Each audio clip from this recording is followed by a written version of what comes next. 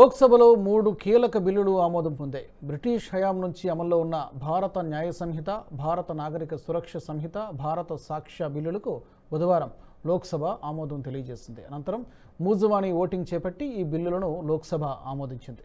Parliament భద్రతా ఉల్లంఘనపై నిరసనల నేపథ్యంలో 143 మంది ప్రతిపక్ష సభ్యుల సస్పెన్షన్ మధ్య ఈ చట్టాలు ఆమోదించబడ్డాయి. ఈ సందర్భంగా కేంద్ర హోంమంత్రి అమిత్ షా మాట్లాడుతూ 100 ఏళ్ల వరకు ఈ చట్టాలు దేశంలో న్యాయ ప్రక్రియలో ఉపయోగపడతాయని అన్నారు. और मन भारतीय रखोगे तो समझ में आ जाएगा, मन अगर इटली का है तो कभी समझ में नहीं आएगा।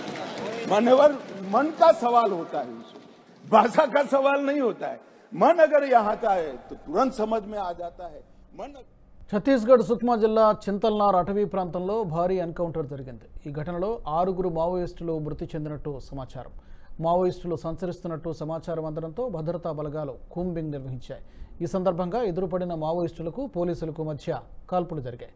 పోలీసుల కాల్పుల్లో 6 మావోయిస్టులు మృతి చెందగా మరికొందరు తీవ్ర గాయాలతో తప్పించుకున్నట్టు తెలుస్తోంది. ఘటనా స్థలం నుంచి భారీ మొత్తంలో మావోయిస్టుల సాహిత్యం, పేలుడు సామగ్రిని స్వాధీనం చేసుకున్నారు.